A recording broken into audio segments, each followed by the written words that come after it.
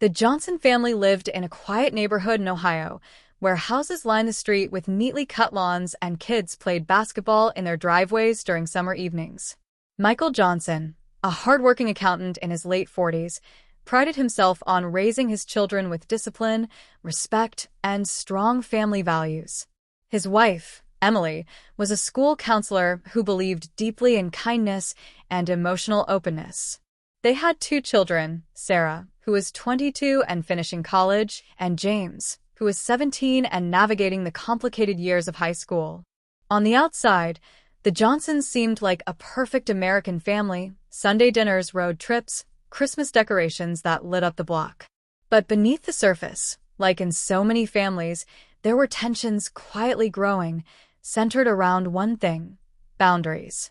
It all began when Sarah came home from her university for spring break. She had been away for nearly a year, living independently in an apartment near campus.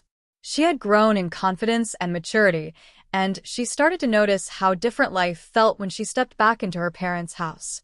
One morning at the breakfast table, Sarah poured herself coffee and looked across at her father, who was already dressed for work, his tie neatly knotted. "Dad," she said carefully, "I'd like to talk to you about something important while I'm home." Michael raised his eyes from the newspaper. "What's on your mind, Sarah?" "It's about how you handle things with James, and honestly, even with me sometimes. I feel like the rules are too strict. You don't give us enough space to make decisions." Michael frowned. "I've always done what's best for you both. Rules keep this family together.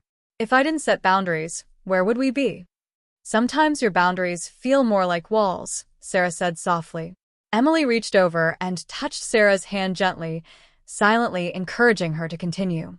James, who was half asleep, perked up when he realized the conversation was turning toward him. "Yeah, Dad," he mumbled, "like yesterday when I wanted to go out with my friends and you made me check in every hour. Nobody else's parents do that." Michael folded his paper and sighed. "It's not about what everyone else does. It's about keeping you safe. The world out there isn't always kind." Emily, who had listened quietly, finally spoke. "Michael, maybe what Sarah and James are saying is that they need more trust. Boundaries are healthy, but too many can make them feel trapped." The room fell silent, the ticking clock on the wall the only sound. It was clear this conversation was only the beginning of something much bigger. Later that afternoon, Sarah and Emily went for a walk around the neighborhood. The trees were just beginning to bloom with the first signs of spring. Sarah slipped her hands into her hoodie pocket and looked at her mom. "I know Dad loves us, Mom. I don't doubt that. But sometimes it feels like love with conditions. Like, if I make one mistake, I'll disappoint him forever." Emily nodded thoughtfully. "Your dad grew up in a strict household. His father was a military man. Everything was about discipline and control. It's hard for him to separate boundaries from love because for him, they've always been the same thing." "Do you think he'll ever change?" Sarah asked. "I think people can change," Emily said, "but only if they're willing to listen." That evening, the family gathered around the dinner table. Emily made her famous lasagna, a family favorite, hoping it would ease the tension. But halfway through the meal, James couldn't hold back. "Dad," he said, "why don't you trust me? I'm not a little kid anymore." Michael looked at his son, his fork resting in midair. "Trust has to be earned, James. But I've never given you a reason not to trust me." James's voice cracked, frustration bubbling to the surface.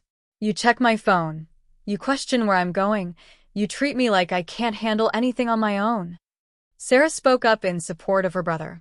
"Dad, I know you mean well, but sometimes the way you set rules makes us afraid to even talk to you. That's not how trust works." Michael's jaw tightened. "So, you both think I'm the bad guy here? That everything I've done to protect this family is wrong?" Emily placed her hand on Michael's arm. "No one is saying you're the bad guy. We're saying we need balance. Boundaries should protect, not suffocate. Our kids are growing up, and part of loving them is letting them learn, even if it means making mistakes." Michael didn't respond right away. He stared down at his plate, his mind racing. For years, he had believed his strict rules were what held his family together. But now he saw the pain in his children's eyes, and it unsettled him. That night, after everyone had gone to bed, Michael sat alone in the living room. The glow of the lamp lit his face as he flipped through an old photo album.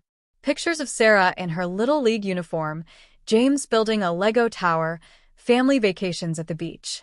They all looked so happy then. He whispered to himself, "Have I been pushing them away while trying to protect them?" The next morning, Michael knocked on Sarah's bedroom door. She opened it, surprised to see her father standing there, looking more vulnerable than she had ever seen him. "Can we talk?" he asked.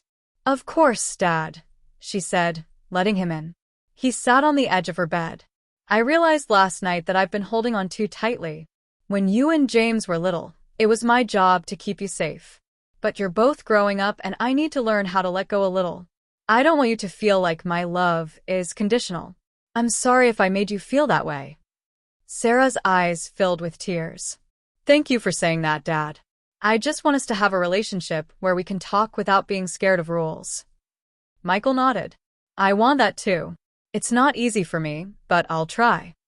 Later that day, he had a similar conversation with James. "I'll still set rules," Michael admitted, "but I'll also try to give you more freedom. I need you to meet me halfway. Show me I can trust you, and I promise I'll give you room to grow." James smiled, relief washing over him. "That's all I wanted, Dad. A little trust."